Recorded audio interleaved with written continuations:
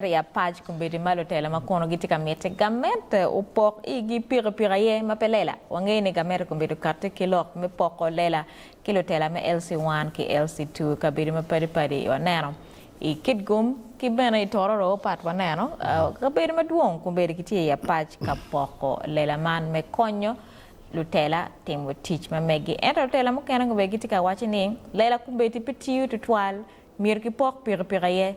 Amir kawanan kong video ini kadak padu ko nyak lok ini wane ket pat.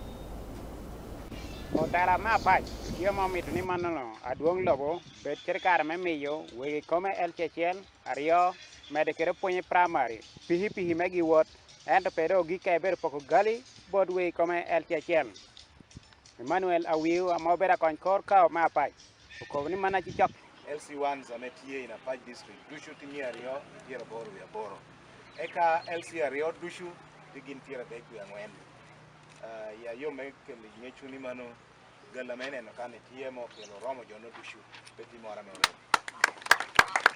Ikomba asante odonga mober won kama bich me apach ko ni mano no president Museveni mi berkir kar me yillo roma we come LCII telario ana ma ko ba jong lobo ni wano mare da huke kui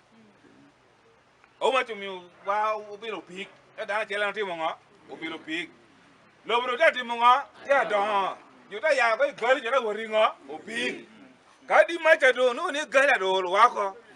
adu we kidong women council le gali I want to work ngo you pik ne no mi tim ngo ne ka wanu ma wati ka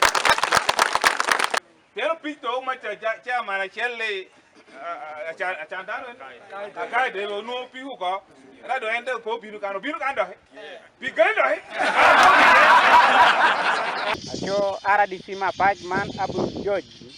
ko ni mano ene bi berkir kar me wor yi ko ping di jamati ya paj ame ana binu be o kanoro dushu ami to nendo ngo ame LC1 ke LC2 o temo me gengo ngo ikuli area gi ajo tia bal iguma ra jo ken yakira ube landlord me ikulu ya no tia man me kanu en manu ti municipality en obero en dia bero ba gwara yipi pa yuture ti ikulu da de ko boni en mir donyo ke de nino because ti jo ken yakira woni ame nema ko binu warning ge dineno mo Wini achola na mobera kansila da hopi atana pari igomola apach ya pach district ran me pur chato wil kere na yemete logo ko ni mano opunye dang berker kare me yegi pipi an pachati bud Gamente ni kita me Gamente uneno kere LC1s kere LC2s ukonge nang punye miyo punye gi wot piano punyo keneti yai bo ping miyo gituni ler apuonyo bero dana me kweo chunyatin maro chunyatin lo anyual romo wano chunyatin eta puonyo romo kwanyatin igina pengio keterna hakana miro beri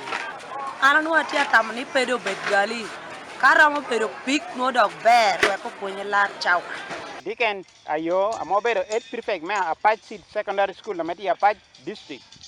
ko ni mano tija Gamente pe obed gini ka kwa yot akon opunye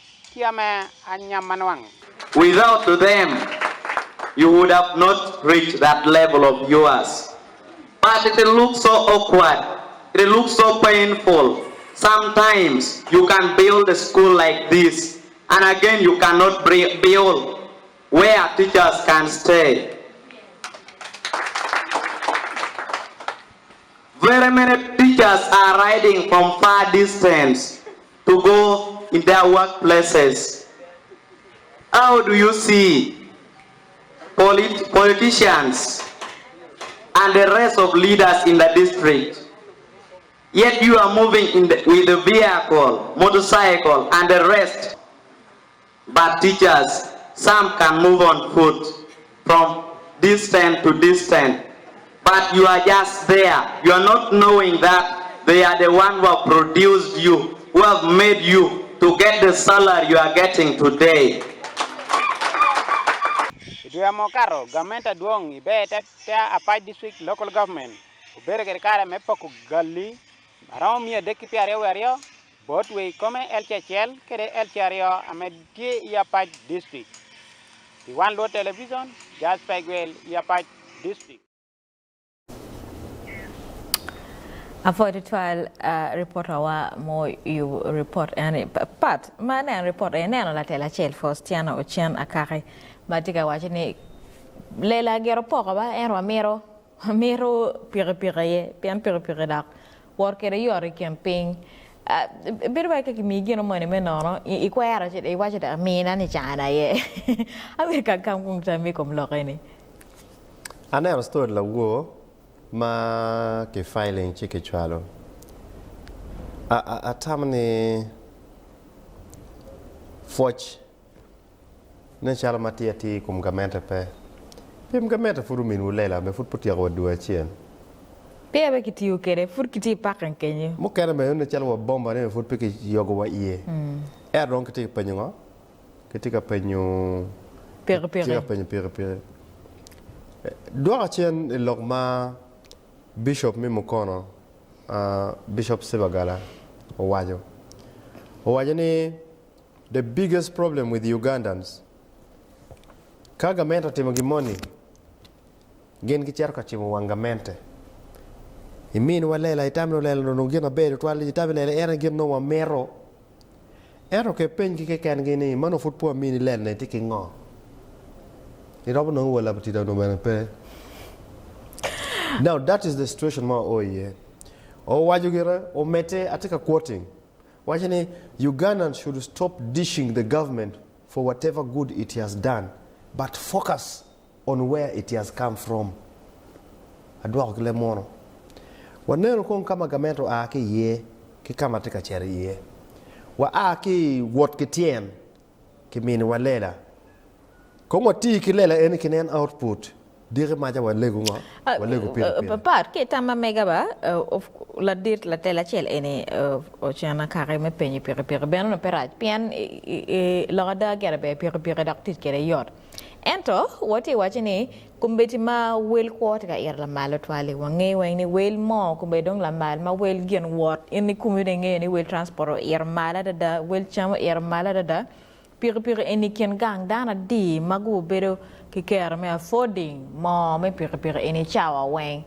aya Maria wati wai kumbe di ping mati bale kumbe mati la ka gen ma ati longene ni climate change ti bale pengo pi emissions mo ma duong mutwale campaign ke lo ma waka ku dong loyo wan kan me Uganda eni emissions mo taka me pire me ngo cher weng mal la wo indi waje ni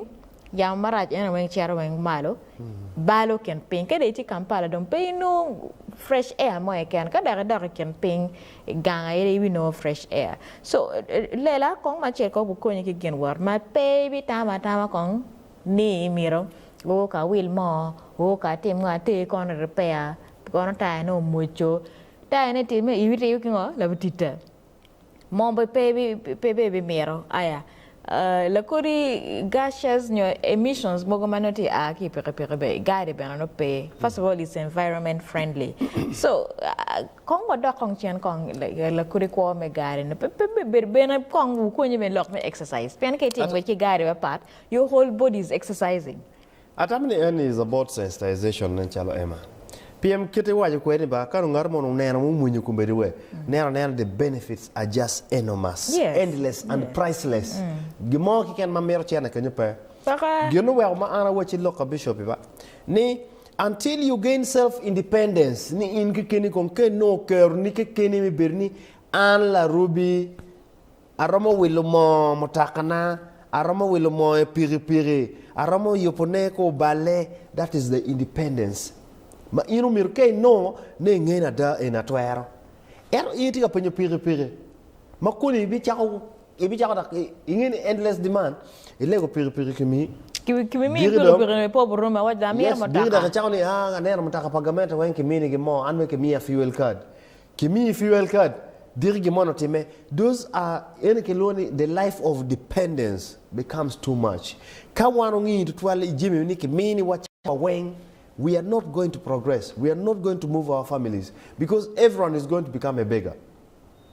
Cha weno mia. Kimi wa we Jimmy, let's use what we have in our capacity. Midugu chene lokum lela eni. Emma. Lela dong tie. Wati yuki lela matwer time utime mapetwer time ni wan po romo tiyo kuticha Gamente weng LCII pero romo tiyo kuticha Gamente weng kirikani adui ubini charo lela pero romo ya duya kwanchi miti kwere genamero police they have emergency vehicle lela ram iro kwanye lela ngwejo kede chere roro ni jirani ni chane i sub county mone kuja ni adui jirani wachi kom jirani le tuo mono biro wa peki ngeyo i kwanye lela ni i komo kwere o etom ini o ni inero ke o i koro ya wachi o lela man lier no pe yot pem furi beda ngwej you are rejuvenating the body en liero yana be beba en ati wachi konyi mi don ko mi e yimi te me jim wen no ke mia cham ki kelu no la beru piri ke ni mi wot la beru ke ting wachi piri nyong ting wachi gare I bere piri gini tim yidi jimi wen e o gare mi ngwej mi tim your whole physical body not exercise which is good for your body agere ka kar ke shoy wai la rubi man ini ito ko ini ngwej ke gare ni ti kwere ini ngwej gare ti kwe an ka ti alo lo ngwej ke gare